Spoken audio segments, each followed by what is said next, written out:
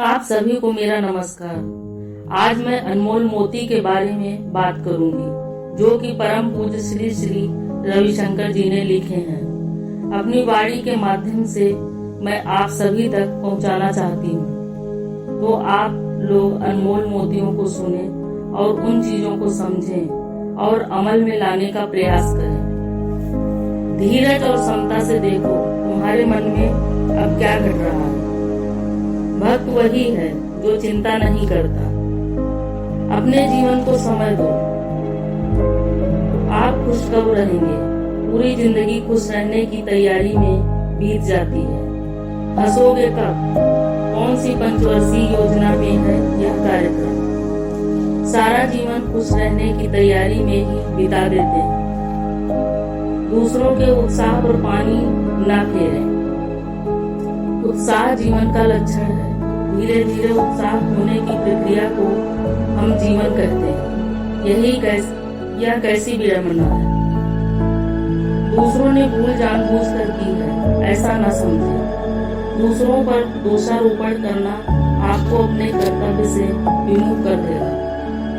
हम या तो अपने को दोषी ठहराकर आत्मग्लानि से भर जाते हैं, या दूसरों को दोषी ठहराकर क्रोध और घृणा से भर जाते हैं।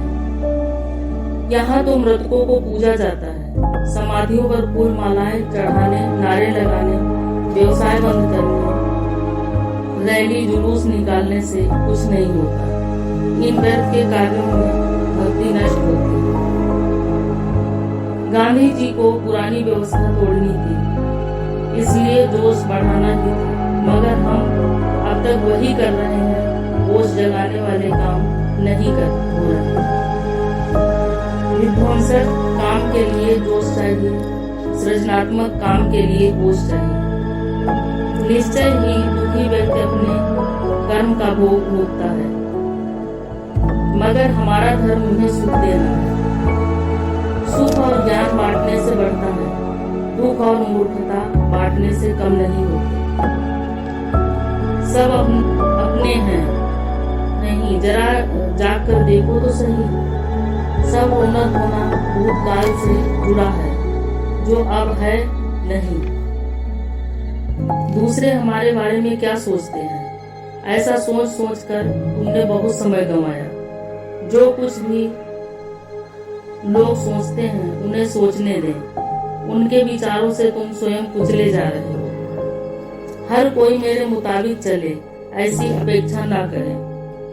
इस दुनिया में आपको अपने जैसे कितने लोग मिले हों, बिल्कुल आप जैसे हैं। व्यक्ति वस्तु परिस्थिति को जैसा है वैसा ही स्वीकार करें। स्वीकार का मतलब निष्क्रियता नहीं, वर्तमान अटल है।